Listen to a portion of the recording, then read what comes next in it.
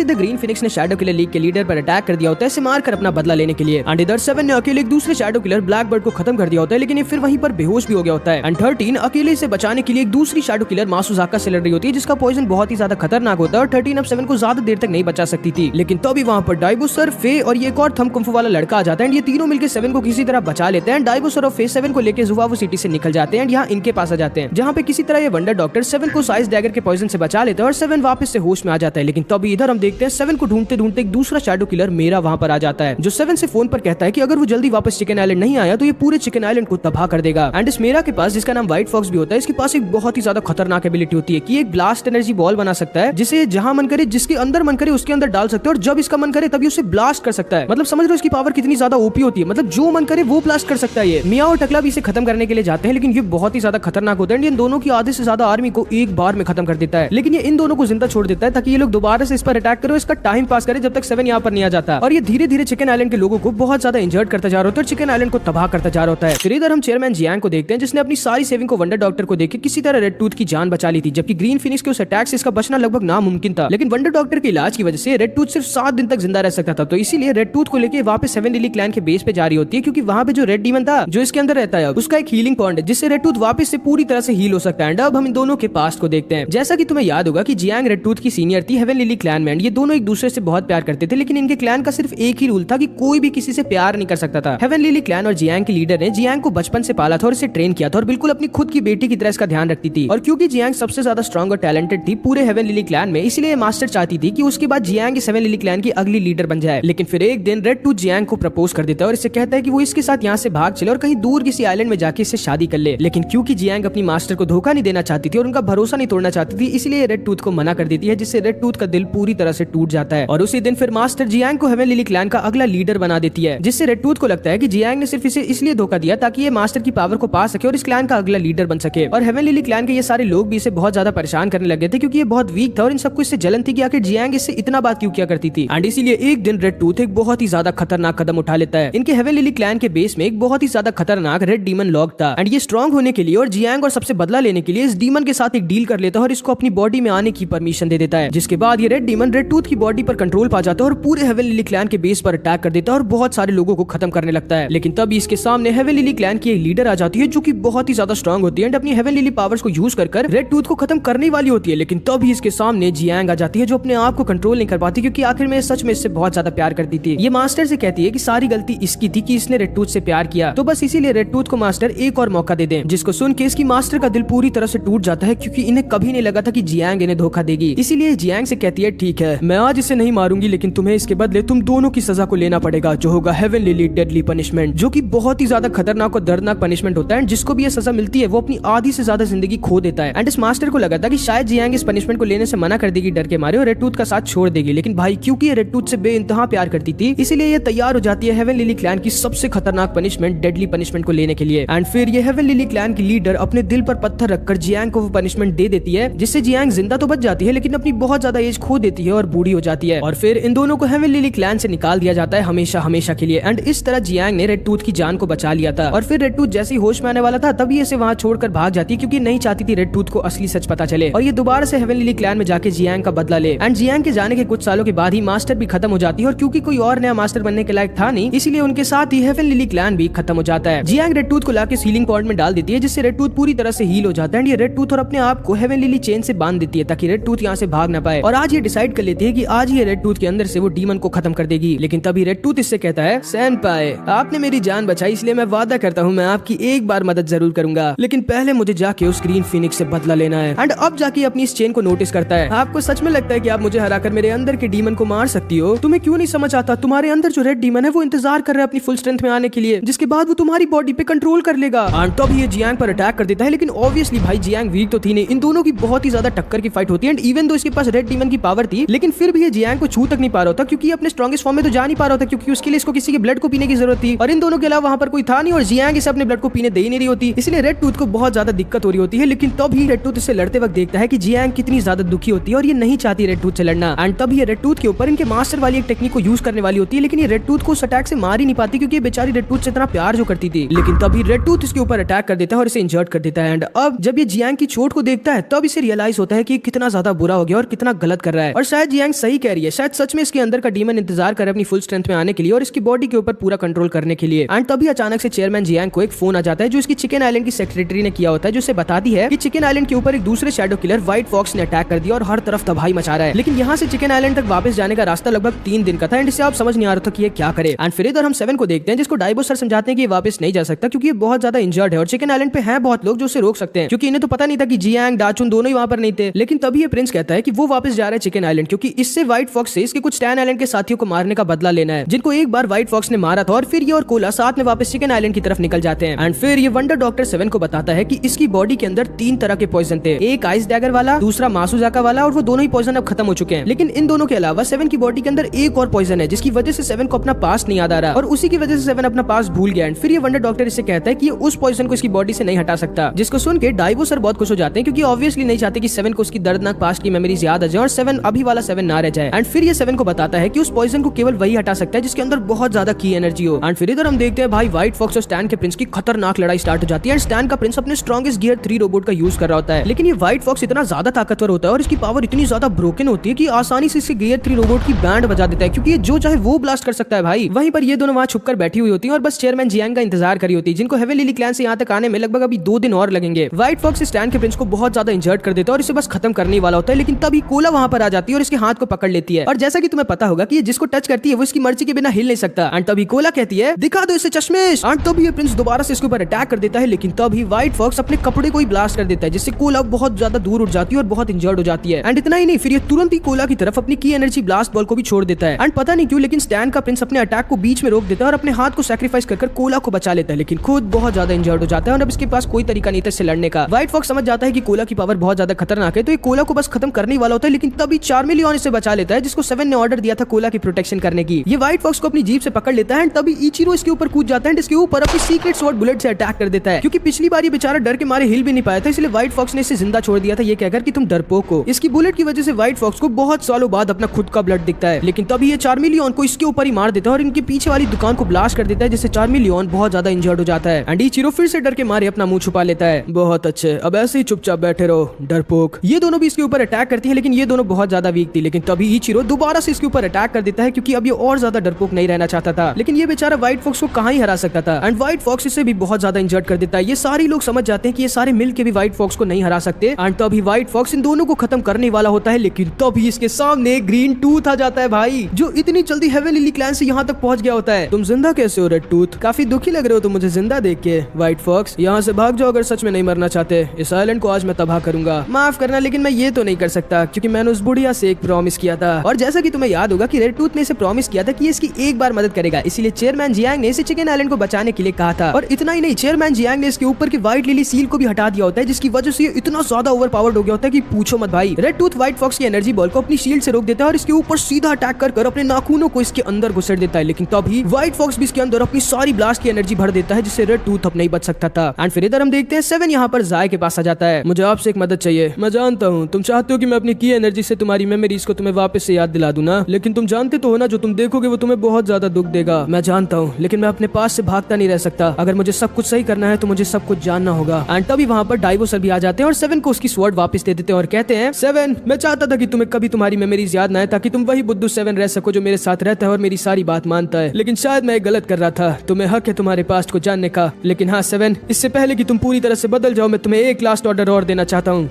छोड़ना मत उस शैडो किलर लीग के लीडर को। एंड तभी 7 तैयार हो जाता है अपनी मेमोरीज को वापस से याद करने के लिए। एंड भाई अब 7 को उसका पूरा पास्ट याद आ जाएगा। एंड फिर इधर हम देखते हैं ग्रीन फिनिक्स और शैडो किलर लीग के लीडर की बहुत ही भयानक लड़ाई हो रही होती है, लेकिन ऑब्वियसली क्योंकि ग्रीन फिनिक्स इस रेड रूम को भी एक्टिवेट किया होता है इसीलिए अपनी पूरी कंसंट्रेशन और की एनर्जी के साथ लड़ नहीं पा रहा होता। एंड तभी इसे फिर से अपने पास्ट की थोड़ी बहुत झलक दिखती है। इसे याद आ जाता है कि इसके मास्टर ने जिसने इसे उस दिन बचाया था उन्होंने मरने से पहले लीडर का राइट वाला हाथ काट दिया था और ग्रीन फिनिक्स को लीडर के असली पावर के बारे में बता दिया था, जो कि था डर, इल्यूजन्स। मतलब ये सब जो इतना डरावना नजारा है इनके आसपास और लीडर जो इतना खतरनाक मॉन्स्टर जैसा दिख रहा है ये सब बस एक इल्यूजन है सामने वाले को डराने के लिए। एंड ग्रीन फिनिक्स समझ जाता है कि अभी जो लीडर ने इसके ऊपर अपने राइट वाले हैंड से अटैक किया वो बस एक इल्यूजन है क्योंकि इसका राइट वाले हैंड को तो इसके मास्टर ने काट ही दिया था। एंड इसीलिए ग्रीन फिनिक्स लीडर के इस अटैक को डॉज नहीं करता। एंड इसी सही मौके का फायदा उठाकर ग्रीन फिनिक्स अपने स्ट्रॉन्गेस्ट अटैक बानकाई का यूज कर देता है, जिसको यूज करने के लिए इसे बहुत ज्यादा की एनर्जी और अपनी जिंदगी को दांव पर लगाना पड़ेगा। एंड भाई ये ऐसा ही करता है, ये लीडर की तरफ अपनी फुल पावर के साथ सीधा चार्ज कर देता है, लेकिन क्योंकि इस अटैक को यूज करते हुए ग्रीन फिनिक्स की बहुत ज्यादा की एनर्जी लगनी थी इसीलिए अपने रेड रूम को भी हटा देता है, क्योंकि इसे लगा था कि अगर साया बीच में आ भी गई तो वो लीडर को इससे बचा नहीं पाएगी। लेकिन इसे ये नहीं पता था कि साया कोई नॉर्मल पर्सन नहीं बल्कि स्टैन आइलैंड की एक रोबोट थी, जिसका मेटल इतना ज्यादा स्ट्रॉन्ग था कि उसे काटा ही नहीं जा सकता था, जिसकी वजह से भले ही ग्रीन फिनिक्स ने साया की मेटल बॉडी के बीच से अपनी तलवार को निकालकर लीडर के अंदर अपनी तलवार घुसाड़ दी होती है, लेकिन फिर भी इसका अटैक उतना ज्यादा स्ट्रॉन्ग नहीं था कि लीडर पूरी तरह से खत्म हो जाए, जिसकी वजह से लीडर जिंदा बच जाता है। जो अटैक तुमने यूज किया था वो सच में बहुत ज्यादा खतरनाक था। अगर साया बीच में ना आई होती तो मेरा मरना पक्का था। किसे लगा था कि सारे शैडो किलर्स में तुम सबसे ज्यादा स्ट्रॉन्ग होगे। ग्रीन फिनिक्स, आपको शर्म आनी चाहिए। आप हमारे दुश्मनों के एक रोबोट सर्वेंट को यूज कर रहे हो। तुम शायद जानते हो कि ग्रीन फिनिक्स, हम किलर्स के अंदर जरा सी भी शर्म और दया नहीं होती। हमें कुछ भी कर बस अपने मिशन को पूरा करना होता है। और क्योंकि तुम मेरे सीक्रेट के बारे में जानते हो इसलिए तुम पहले हो ग्रीन फिनिक्स जो शायद सच में मुझे मार सकता है, और मैं आज आपको मारूंगा भी। तो अभी ग्रीन फिनिक्स फिर से अपनी तलवार उठा लेता है। ये लीडर अब थोड़ा चौकन्ना हो जाता है, क्योंकि अब तो साया भी नहीं थी इसको बचाने के लिए। ग्रीन फिनिक्स इनके सीक्रेट को जानता था, लेकिन तभी साया इन लोगों को एक लाइव ब्रॉडकास्ट दिखा देती है जहाँ पर मासुजाका ने 13 को पकड़ा होता है। अरे नहीं ग्रीन फिनिक्स, तुम्हारी स्टूडेंट तो यहाँ स्नेक टेरिटरी में बेहोश पड़ी है, और अगर तुम यहाँ 10 मिनट में नहीं आए तो स्नेक मॉन्स्टर्स तुम्हारी स्टूडेंट को खा जाएंगे। मुझे कोई फर्क नहीं पड़ता वो जिंदा रहे या मरे। जब मैंने उसे अपना स्टूडेंट बनाया था तभी मैंने उससे बता दिया था कि मैं कभी उसकी मदद नहीं करने वाला। जैसी तुम्हारी मर्जी, मैं बस इतना बता दूं तुम्हें फिर से कि तुम्हारे पास सिर्फ 10 मिनट है। एंड फिर मासुजाका वहाँ से चली जाती है। आ जाओ फिर ग्रीन फिनिक्स। एंड तो अभी ग्रीन फिनिक्स दोबारा से इसके ऊपर अटैक कर देता है, लेकिन ये अपना अटैक लीडर के ऊपर नहीं बल्कि साया के ऊपर करता है, जिससे साया ब्लास्ट हो जाती है। एंड उसी सही मौके का फायदा उठाकर ग्रीन फिनिक्स वहाँ से निकल जाता है 13 को बचाने के लिए, क्योंकि आखिर में ग्रीन फिनिक्स दिल का बहुत अच्छा इंसान था। वो अपनी स्टूडेंट को मरने नहीं देना चाहता था। एंड इधर हम देखते हैं ये स्नेक मॉन्स्टर 13 को खाने वाले होते हैं, लेकिन तभी ग्रीन फिनिक्स वहाँ पर आकर इसे बचा लेता है। एंड ये जान जाता है कि 13 की बॉडी के ऊपर एक बहुत ही ज्यादा खतरनाक पॉइजन है जो इसके ऊपर भी फैल जाएगा अगर इसने 13 को बचाया, जिसकी वजह से ये बहुत ज्यादा स्लो और वीक हो जाएगा। लेकिन फिर भी ये 13 को बचाकर वहाँ से निकल जाता है। फिर 13 जब होश में आती है तो ग्रीन फिनिक्स से कहती है, मास्टर आपने मेरे लिए अपने प्लान को सैक्रिफाइस क्यों किया? पता नहीं, लेकिन मुझे ये पता है कि अब हजारों किलर्स मेरे पीछे पड़े होंगे और मुझे यकीन है कि शायद मैं अब कल की सुबह नहीं देख पाऊंगा। इसीलिए 13, मेरे जाने से पहले मैं तुम्हें एक लास्ट मिशन और दूंगा। तुम्हें प्लम विलेज जाना होगा अपने पापा के पास और मेरी टेक्निक बानकाई को सीखना होगा। अब जाओ यहाँ से। एंड असल में क्योंकि ग्रीन फिनिक्स चाहता था कि 13 सेफ रहे, इसलिए 13 को वापस उसके विलेज प्लम विलेज जाने का मिशन दे देता है 13 के पापा के पास, क्योंकि 13 के पापा भाई इतने ज्यादा स्ट्रॉन्ग होते हैं कि कोई भी शैडो किलर का मेंबर वहां पर 13 पर अटैक नहीं करेगा। एंड ग्रीन फिनिक्स ने अपनी किस्मत को मान लिया होता है और अकेले शैडो किलर लीग के लीडर की तरफ जा रहा होता है। 100 से भी ज्यादा किलर्स इसके ऊपर अटैक करते हैं, लेकिन ये सबको अकेला मारते हुए आगे बढ़ रहा होता है। लेकिन तभी इसके सामने ये दोनों शैडो किलर शिमेन और मासुजाका आ जाते हैं और इसके ऊपर अटैक कर देते हैं। शिमेन इसके ऊपर अपने अर्थ पंच का यूज कर देता है, जिससे बहुत ज्यादा इंजर्ड हो जाता है और मासुजाका का पॉइजन भी इसे बहुत ज्यादा कमजोर करता जा रहा होता है। ग्रीन फिनिक्स समझ जाता है कि इसके पास अब और कोई ऑप्शन नहीं है। ये अपनी सारी की सारी की एनर्जी को एक अटैक में यूज कर देता है एंड शिमेन के बीच से अपनी तलवार निकाल देता है। मासुजाका तभी इसके ऊपर अपने बहुत ही ज्यादा खतरनाक पॉइजन ब्लेड से अटैक कर देती है, जिसे डॉज ही नहीं करता ताकि ये इसे पकड़ सके। ये इसके पेट में भी अपना चाकू घुसेड़ देता है एंड मासुजाका को भी वहीं पर बेहोश कर देता है। लेकिन अब इसके अंदर जरा से भी की एनर्जी नहीं बची होती और ये बहुत ज्यादा इंजर्ड और वीक हो गया होता है। लेकिन तभी इसके सामने शैडो किलर लीग का लीडर आ जाता है, जिससे अब ग्रीन फिनिक्स को व्हाइट फॉक्स से बचाने के लिए स्टैन का प्रिंस, कोला, इचिरो और ये सारे एक साथ मिलकर इससे लड़ रहे होते हैं। लेकिन क्योंकि व्हाइट फॉक्स एक शैडो किलर था और अलग ही लेवल पर स्ट्रॉन्ग था, इसलिए सारे एक साथ मिलकर भी इसे नहीं हरा पा रहे होते। लेकिन तभी अचानक से वहां पर टूथ आ जाता है व्हाइट फॉक्स को रोकने के लिए, जिसकी व्हाइट लिली सील को चेयरमैन जियांग ने हटा दिया होता है। ये भी अब अलग ही लेवल पर स्ट्रॉन्ग हो गया होता है। एंड फिर इधर हमने देखा था कि कैसे ग्रीन फिनिक्स ने शैडो किलर लीग के लीडर को खत्म कर दिया होता अगर बीच में स्टैन आइलैंड की रोबोट साया नहीं आई होती। एंड फिर हमने देखा था कि कैसे ग्रीन फिनिक्स ने अपने मिशन को सैक्रिफाइस कर दिया था उसकी स्टूडेंट 13 को बचाने के लिए, जिसको बचाने के चक्कर में ना तो सिर्फ बहुत ज्यादा इंजर्ड और कमजोर हो गया था, बल्कि 100 से भी ज्यादा किलर्स इसके पीछे पड़ गए होते हैं इसे मारने के लिए। लेकिन भाई ये इतना इंजर्ड होने के बाद भी इन सारे किलर्स को अकेले खत्म कर देता है और इतना ही नहीं, इन दोनों शैडो किलर्स मासुजाका और शिमेन को भी हरा देता है। लेकिन तभी इसके सामने शैडो किलर लीग का लीडर आ जाता है। क्योंकि ये इतना ज्यादा इंजर्ड होता है और इसके पास अब की एनर्जी भी खत्म हो गई होती है, इसलिए अब ये शैडो किलर लीग के लीडर से कुछ भी करके नहीं बच सकता था। एंड फिर इधर हम हमारे 7 को देखते हैं जो तैयार हो जाता है अपने अंदर के उस पॉइजन को खत्म करने के लिए, जिसकी वजह से 7 अपना पास्ट भूल गया था। एंड अब जाके 7 को उसका पूरा पास्ट पता चलने वाला था। एंड ये और जाए साथ में मिलकर एक रिचुअल करते हैं, जिससे ये लोग 7 के अंदर के उस पॉइजन को खत्म करने वाले थे। 7 की जब आंखें खुलती हैं तो ये अपने आप को एक बीच में पाता है और इसके सामने एक अजीब सी बिल्डिंग उड़ रही होती है। ये क्या है? इस बिल्डिंग के अंदर ही तुम्हारी मेमोरीज लॉक्ड हैं। अंदर जाओ और इस गेट को खोलो और इसकी चाबी भी वहाँ तुम्हें अंदर ही मिलेगी। और ये चश्मा लो, इससे मैं भी तुम्हारे साथ सब कुछ देखता रहूंगा। अब जाओ। एंड फिर 7 इस बिल्डिंग के अंदर घुसने का ट्राई करता है, लेकिन इसके अंदर घुस नहीं पा रहा होता, क्योंकि इसके अंदर जाने के लिए 7 को एक पासवर्ड टाइप करना था। इसका पासवर्ड क्या है? उसके बिना मैं अंदर नहीं जा सकता। चैन कुली की मैन कुली ट्राई करो, चैन कुली की मैन कुली। खुल जा सिम सिम ट्राई करो, खुल जा सिम सिम। छू मंतर, अब्राकडाब्रा, टाटा।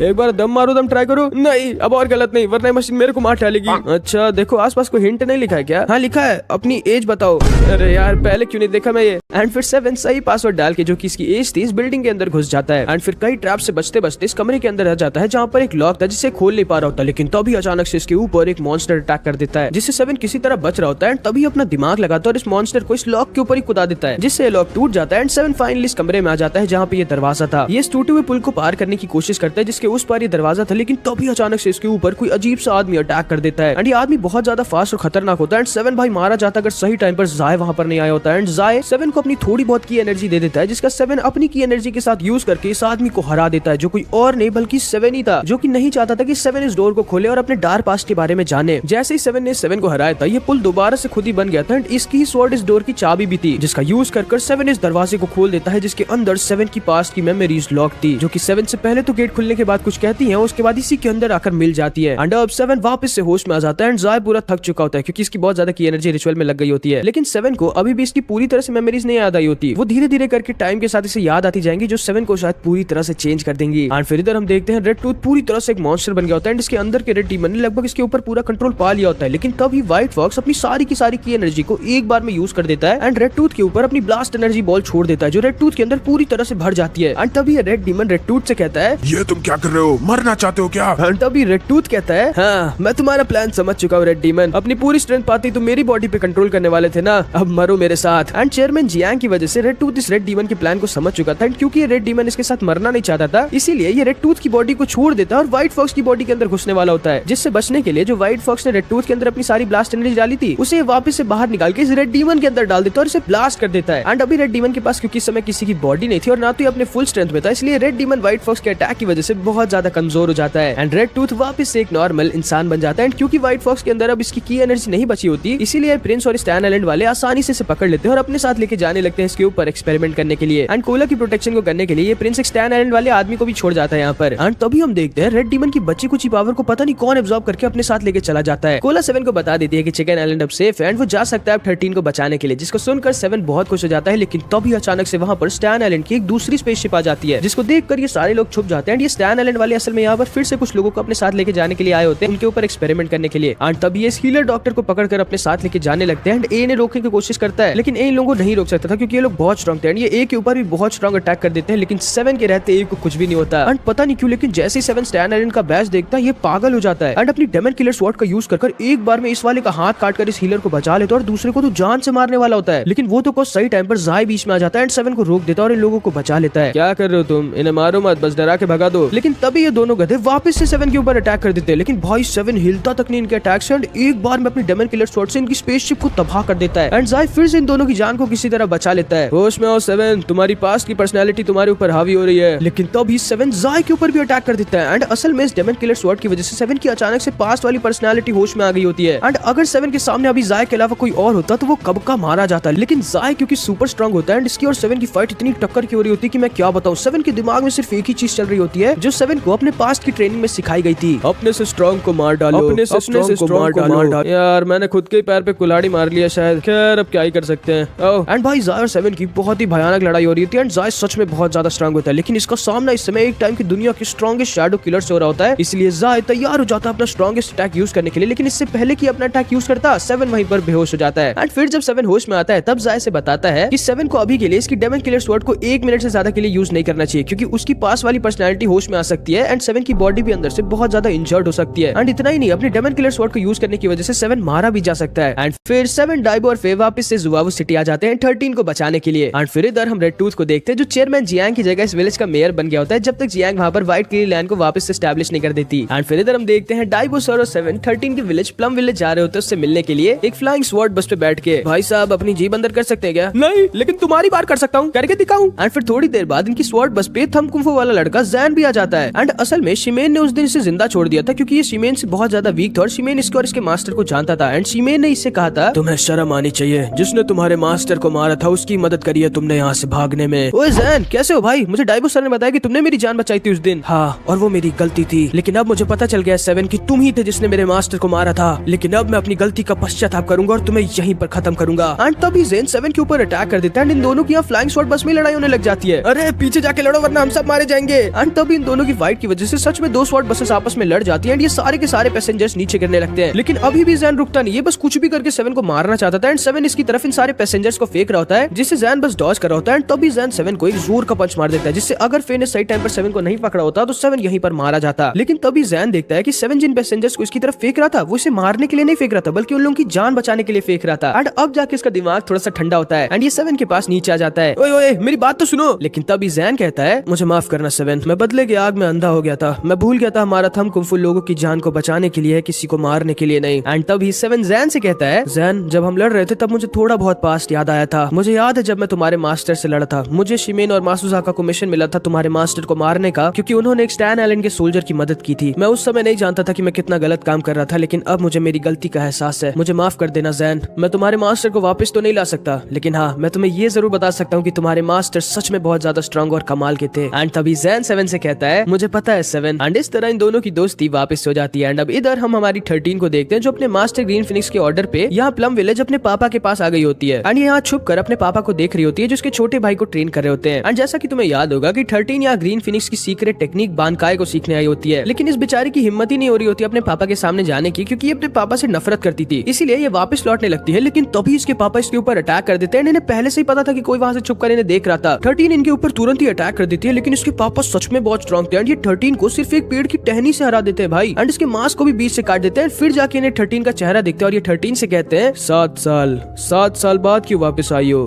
13। एंड यहाँ 7 ने अपनी पास्ट की मेमोरीज को अनलॉक कर दिया तो 13 को ढूंढने के लिए निकल गया था। एंड इधर 13 प्लम विलेज अपने पापा के पास आ गई थी इनसे बानकाई सीखने के लिए, जो उसके टीचर ग्रीन फिनिक्स ने इसे ऑर्डर दिया था। फिर इधर हम 7 और डाइबो सर को देखते हैं, जो जुवाबू सिटी में इधर उधर घूम रहे होते हैं, 13 को ढूंढ रहे होते हैं। तभी इनके सामने एक होटल आ जाता है। डाइबो सर चलिए कुछ खा लेते हैं। गधे भूलो मत, अभी खाना खाने का टाइम नहीं, मिस 13 को ढूंढने का टाइम है। लेकिन चलो पहले कुछ खा लेते हैं, मुझे भूख लगी है। एंड फिर ये लोग इस होटल में आ जाते हैं और इस आदमी के पास आके बैठ जाते हैं, जो की काय का मास्टर होता है और बहुत ज्यादा स्ट्रॉन्ग होता है। एंड काय शायद तुम्हें याद ही होगा, वो बिल्ली जिसके पास सैड सॉन्ग टेक्निक होती है। एंड तभी 7 इस वेटर से इसका पेपर ले लेता है, उसमें 13 की ड्राइंग बना के पूछता है इसको देखा है आपने कहीं, ये किसी इंसान की फोटो है क्या? इधर लाओ, तुमसे अच्छी ड्राइंग तो मैं एक मुर्गा होकर बना सकता हूँ।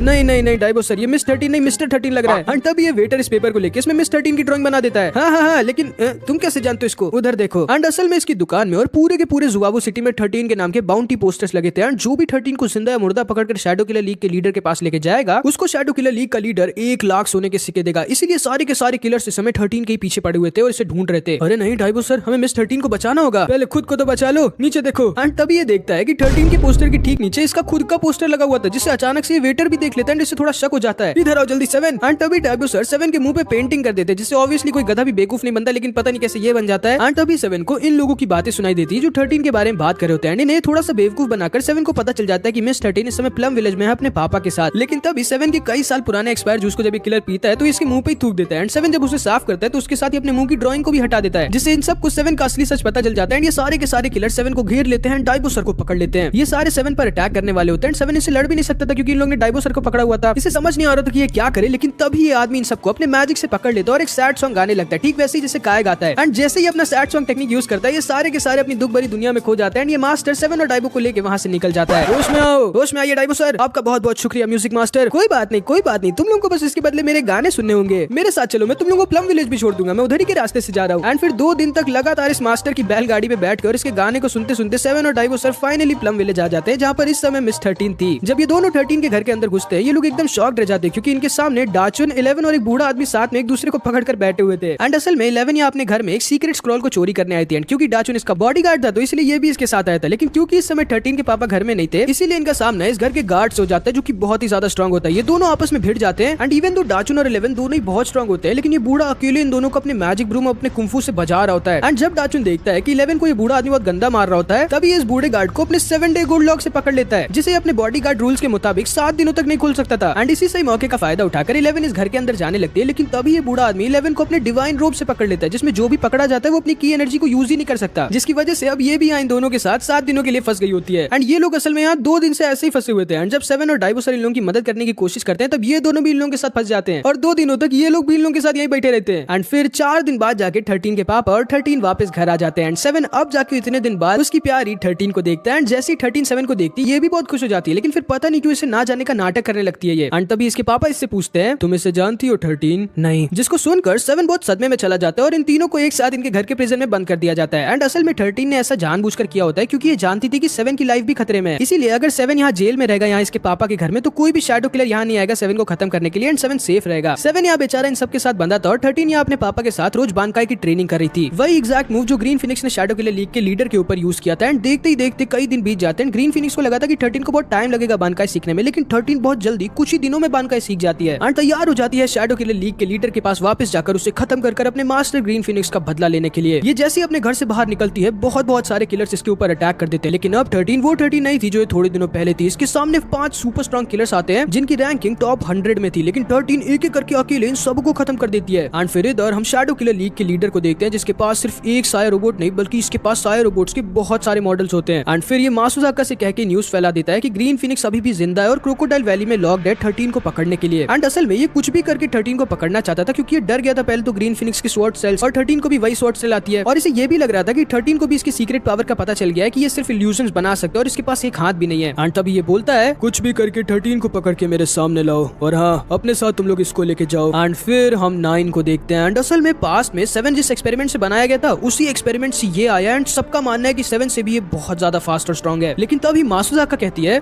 मुझे नहीं लगता कि ये 7 से ज्यादा फास्ट। लेकिन अगले ही पल 9 इसके पीछे था और इसकी स्वॉर्ड मासुजाका के गले के पास। शिमेन और मासुजाका एकदम डर जाते हैं क्योंकि सच में 9 की स्पीड बहुत ज्यादा फास्ट थी, शायद पूरी दुनिया में समय सबसे ज्यादा फास्ट। एंड तभी 9 कहता है 7 बस एक फेल्ड एक्सपेरिमेंट था और मैं उस एक्सपेरिमेंट का बेस्ट रिजल्ट, मुझे उससे कंपेयर मत करो, अब चलो। एंड फिर 9 वहां से चला जाता है एंड ये सच में बहुत ज्यादा खतरनाक होता है और वो तुम्हें आगे देख जाएगा। एंड फिर इधर हम इन तीनों को देखते हैं जो अभी तक यहाँ जेल में बनते हैं। अरे हाँ याद आया, ओए फे बाहर और मुझे मेरी स्वॉर्ड दो। एंड अब जाके इसका दिमाग चलता है और फिर बाहर आकर 7 को उसकी स्वॉर्ड दे देता है जिससे ये खुद को और इन लोगों को आजाद कर देता है। लेकिन तब ये गार्ड इन लोगों पर फिर से अटैक कर देता है। एंड अब जब ये 7 को इसकी स्वॉर्ड के साथ देखता है इसको याद आ जाता है और ये समझ जाता है कि 7 वही शैडो किलर है जिसने एक बार इसके सबसे ज्यादा खतरनाक ट्रैप को बहुत आसानी से पार कर दिया था। एंड असल में 2-3 साल पहले इसने एक ट्रैप बनाया था जिसमें एक लड़की बंद थी और उस लड़की की प्रोटेक्शन एक रेड ड्रैगन कर रहा था। लेकिन क्योंकि पास्ट वाला 7 इतना ज्यादा ओपी था वो आसानी से इस लड़की को बचाकर वहां से ले गया था, जिसकी वजह से पागल हो गया था और तब से आज तक ये बहुत गुस्से में रहता है। एंड आज ये 7 के साथ एक शर्त लगाता है फिर से कि अगर पिछली बार की तरह इस बार भी 7 ने डाइबोसर को इसके ट्रैप से छुड़ा लिया तो ये इन तीनों को वहां से जाने देगा। एंड इस बार भले ही पिछली बार की तरह एक असली ड्रैगन तो नहीं था लेकिन फिर भी ये ट्रैप बहुत ज्यादा खतरनाक था। लेकिन जैसा कि तुम्हें अब तक पता चल गया होगा कि हमारे 7 की रिफ्लेक्स स्पीड और इसकी किस्मत कुछ ज्यादा ही अच्छी होती है। 7 एक बार फिर से इसके ट्रैप को फेल कर देता है और डाइबोसर को बचा लेता है और इसीलिए इनकी शर्त के मुताबिक 7, डाइबोसर और डाचन वहां से निकल जाते हैं। एंड इन्हें इधर गेट के बाहर 11 बैठी हुई दिखती है जो 7 को 13 के बारे में सब बता देती है और ये भी कि 13 की लाइफ खतरे में है क्योंकि शायद वो क्रोकोडाइल वैली ग्रीन फिनिक्स को बचाने के लिए जा रही है जो कि ऑब्वियसली एक ट्रैप है 13 को पकड़ने के लिए। लेकिन तभी 7 कहता है आप चिंता मत करिए, मैं मिस 13 को कुछ भी नहीं होने दूंगा, जिसको सुनकर ये बहुत खुश हो जाती है। एंड फिर डाचन से कहती है तो चले बॉडीगार्ड, हाँ चलिए। एंड फिर इधर हम देखते हैं 7 और डाइबोसर क्रोकोडाइल वैली की तरफ जा रहे होते हैं। लेकिन तभी 7 को एक ग्रेवयार्ड दिखता है जिसको देखते ही 7 को उसकी पास की मेमोरीज याद आने लगती है। 7 एक ग्रेव के पास जाता है जिसको देखकर पता नहीं क्यों लेकिन इसे अंदर से बहुत ज्यादा दुख होने लगता है। एंड तभी इन दोनों को अपने बगल में आइलेस दिखता है, वही जिसके साथ हमारे 7 की एपिसोड 6 में बहुत खतरनाक लड़ाई हुई थी। एंड तभी 7 कहता है तुम अगर मुझसे फिर से लड़ने आए हो तो जल्दी आओ, मेरे पास ज्यादा टाइम नहीं है। जिसपे आइलेस बोलता है तुम्हारी ग्रेव भी यहाँ पे होनी चाहिए थी, तुम्हें 2 साल पहले ही मर जाना चाहिए था उस लड़की के साथ। एंड इसको सुनते ही 7 का सर दर्द के मारे फटने लगता है। एंड आइलेस फिर से अपनी मोतियों से 7 को घेर लेता है। तुम्हें तुम्हारी सारी मेमोरीज याद नहीं है ना शैडो किलर, मैं याद दिलाता हूँ। कई साल पहले जब स्टैन आइलैंड और जुवावू सिटी में लड़ाई हुई थी और हमें पता चला था स्टैन आइलैंड की बढ़ती स्ट्रेंथ के बारे में, तब जुवावू सिटी में एक एक्सपेरिमेंट कंडक्ट करवाया गया था। एक ऐसा एक्सपेरिमेंट जिससे हम दुनिया के सबसे स्ट्रॉन्ग और खतरनाक किलर को बना सके। 21,000 लोगों के ऊपर एक्सपेरिमेंट हुआ था जिसमें सिर्फ तुम अकेले जिंदा बचे थे। तुम्हें जुवावू सिटी का एक ऐसा हथियार बनाया गया था जो एक परफेक्ट किलर था जिसको ना तो कोई रोक सकता था और ना ही कोई मार सकता था। तुमने अकेले स्टैन आइलैंड के किंग को खत्म कर जुवावू सिटी को दोबारा से टॉप पर ला दिया था। तुम्हारी ताकत का सच में पूरी दुनिया में कोई मुकाबला नहीं था। तुम दिन पर दिन और ज्यादा स्ट्रॉन्ग होते जा रहे थे जिस वजह से लीडर को तुमसे डर लगने लगा। उन्हें लगने लगा था कि अगर तुमने कभी उन्हें धोखा दिया तो तुम अकेले पूरे शैडो किलर लीग को खत्म कर दोगे। इसीलिए उन्होंने डिसाइड कर लिया कि वो तुम्हें खत्म कर देंगे, लेकिन वो ये भी जानते थे कि वो तुम्हें ऐसे नहीं मार सकते थे। इसीलिए लीडर ने एक लड़की को हायर किया, एक लड़की जिसने तुम्हें अपने प्यार के जाल में फंसाया और फिर तुम्हारे लिए जानबूझकर एक ट्रैप में फंस गई। एक ऐसा ट्रैप जिसकी रखवाली जुवावू सिटी का एक सीक्रेट ड्रैगन कर रहा था, जिसपे अगर किसी किलर ने आग भी उठाया तो वो तुरंत ही पूरे जुवावू सिटी का दुश्मन बन जाएगा। लेकिन तुमने एक पल भी ना सोचा और उस लड़की को बचाने के लिए ना तो सिर्फ उस सीक्रेट ड्रैगन से लड़ गए बल्कि उसे खत्म भी कर दिया, जिस वजह से तुम लीडर के जाल में फंस गए और जुवावू सिटी के सारे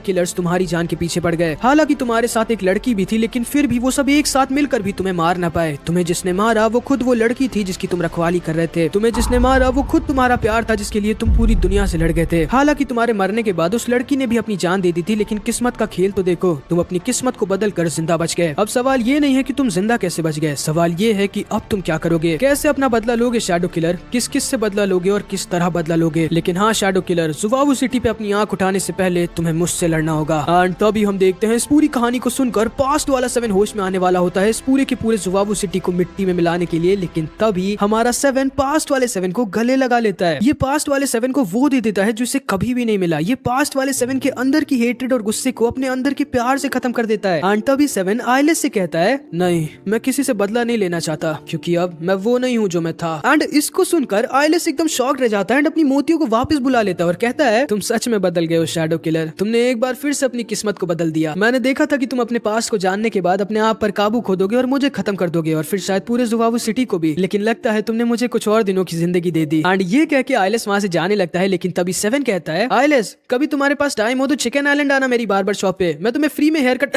मतलब साथ में बैठ के बात करेंगे हम लोग। एंड तभी आइलेस कहता है, हाँ जरूर। और फिर ये वहाँ से चला जाता है एंड 7 और डाइबो सर वापस से क्रोकोडाइल वैली की तरफ जाने लगते हैं। तभी डाइबो सर इसे कहते हैं, 7 तुम सच में किसी से बदला नहीं लेना चाहते जबकि उन लोगों ने तुम्हारे साथ इतना बुरा किया? नहीं डाइबो सर, क्योंकि आइलेस को पूरी बात नहीं पता थी। उस लड़की ने मुझे धोखा नहीं दिया था। जैसा कि आपको पता होगा कि उस लड़की ने जो स्वॉर्ड मेरे अंदर घुसाई थी उसमें एक पॉइजन था जिससे मैं अपने पूरे पास्ट को भूल गया था। मुझे लगता है कि उस लड़की ने ऐसा इसलिए किया था ताकि मैं अपने सारे पास्ट को भूल जाऊं और एक नई जिंदगी जी सकूं, ठीक वैसे ही जैसे मैं अभी जी रहा हूं। एंड ये था भाई हमारे 7 का पास्ट। एंड हमारे 7 ने प्रूव कर दिया कि ये क्यों one of the best main characters in all of the animes, क्योंकि ये चाहता तो पूरे जुवावू सिटी से बदला ले सकता था, लेकिन इसने ऐसा नहीं किया क्योंकि अब ये बदल चुका था। ये वो हेट्रेड और रिवेंज से भरा हुआ एक किलिंग मशीन नहीं था, बल्कि अब ये एक सच्चा और अच्छा इंसान बन चुका था। एंड ये समझ चुका था कि ये जिंदगी इसको उसी लड़की की वजह से मिली है। एंड फिर इधर हम क्रोकोडाइल वैली में देखते हैं जहाँ पर 13 सच में आ गई थी ग्रीन फिनिक्स को बचाने के लिए। आते इसके ऊपर कुछ मॉन्स्टर्स अटैक कर देते हैं जिनको ये आसानी से खत्म कर देती है और ग्रीन फिनिक्स के पास आ जाती है जो यहाँ पर बंधा हुआ था। एंड ये ग्रीन फिनिक्स असल में असली ग्रीन फिनिक्स नहीं बल्कि एक दूसरा किलर था जो 13 के ऊपर अटैक कर देता है। तभी 13 को ढेर सारे और भी किलर्स घेर लेते हैं और मासुजाका भी वहाँ पर आ जाती है। एंड 13 इनके ट्रैप में फंस भी जाती है, लेकिन जैसे ही मासुजाका इसके मास्क को हटाती है इसे पता चलता है कि ये 13 नहीं बल्कि हमारा 7 था और जो चिड़िया यहाँ पर थी ये डाइबो सर थे। एंड 7 और डाइबो सर ने इन लोगों को उल्टा बेवकूफ बना दिया होता है। एंड तभी 7 अपनी सिजर से मासुजाका के बाल ही उड़ा देता है और इससे पहले कि ये लोग डाइबो सर को कुछ करते 7 इन सबको निपटा देता है। एंड ये दोनों भाई 13 को बचाने के लिए इन लोगों के इतने खतरनाक ट्रैप में घुस गए होते हैं जहाँ पर ऑब्वियसली मासुजाका के साथ शिमेन भी होता है जो कि एक बहुत ही खतरनाक शैडो किलर होता है जो 7 पर अटैक कर देता है। लेकिन तभी 7 अपने डेमन किलर स्वॉर्ड का यूज करता है जिससे शिमेन अपने ब्लैक रॉक शील्ड से पकड़ लेता है। एंड शिमेन की इस ब्लैक रॉक शील्ड की वजह से 7 इसके ऊपर अटैक ही नहीं कर पा रहा होता। लेकिन तभी इधर ऊपर हम 9 को देखते हैं जो इस समय का दुनिया का स्ट्रॉन्गेस्ट किलर और 7 का सक्सेसर होता है। एंड तभी ये कहता है, इन दोनों की फाइट कितनी बोरिंग है। एंड तभी ये नीचे जाके एक बार में आसानी से शिमेन के इस ब्लैक हार्ड रॉक शील्ड को काट देता है और शिमेन से कहता है, वापस जाओ शिमेन, इसे मैं मारूंगा। एंड असल में शिमेन भी क्योंकि इससे थोड़ा सा डर रहा होता है इसलिए चुपचाप ये वापस लौट भी जाता है। एंड तभी ये 7 को उसकी स्वॉर्ड वापस दे देता है और कहता है, तो तुम थे इस दुनिया के स्ट्रॉन्गेस्ट किलर मुझसे पहले, हाँ? तो आओ चलो देख ही लेते हैं कि कौन जीतेगा,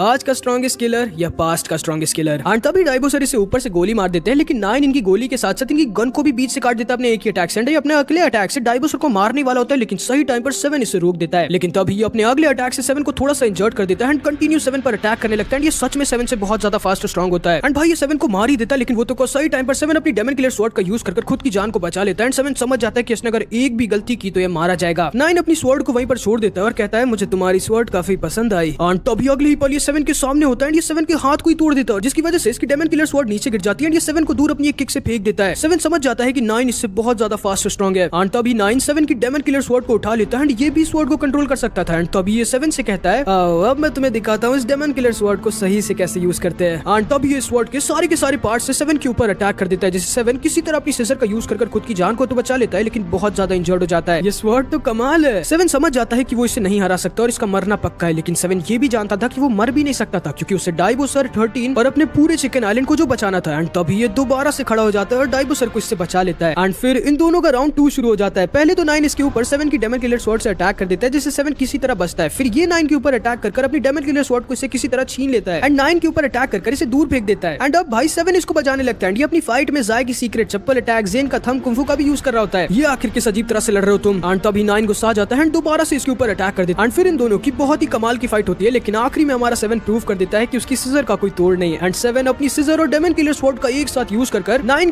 अपने के बीच से इसकी तलवार को काटकर अपनी सिसर को निकाल देता है एंड इस बैटल को जीत जाता है और फिर वहीं पर बेहोश हो जाता है। डायबोसर इसे जल्दी से लेके वहां से जाने लगते हैं, लेकिन तभी हम देखते हैं 9 अभी मरा नहीं होता एंड असल में इसके अंदर भी एक डीमन की पावर होती है। लेकिन तभी शिमेन यहाँ नीचे आ जाता है एंड अपने अर्थ मैजिक का यूज कर इन सबको यहीं पर क्रोकोडाइल वैली में सील कर देता है, जिससे ये दोनों अब यहाँ से निकल नहीं सकते थे। एंड तभी हम देखते हैं असली 13 भी वहाँ पर आ जाती है एंड मासुजाका इससे कहती है अच्छा हुआ तुम भी यहाँ पर आ गई, अब आज ही के दिन हम तुम दोनों को मार सकेंगे। एंड तभी हम देखते हैं 13 अपने बान का अटैक का यूज करती है, लेकिन ये शिमेन के ट्रैप को पूरी तरह से तोड़ नहीं पाती। एंड तभी शैडो किलर लीग का लीडर भी यहाँ पर साया के साथ आ जाता है और इससे कहता है यकीन नहीं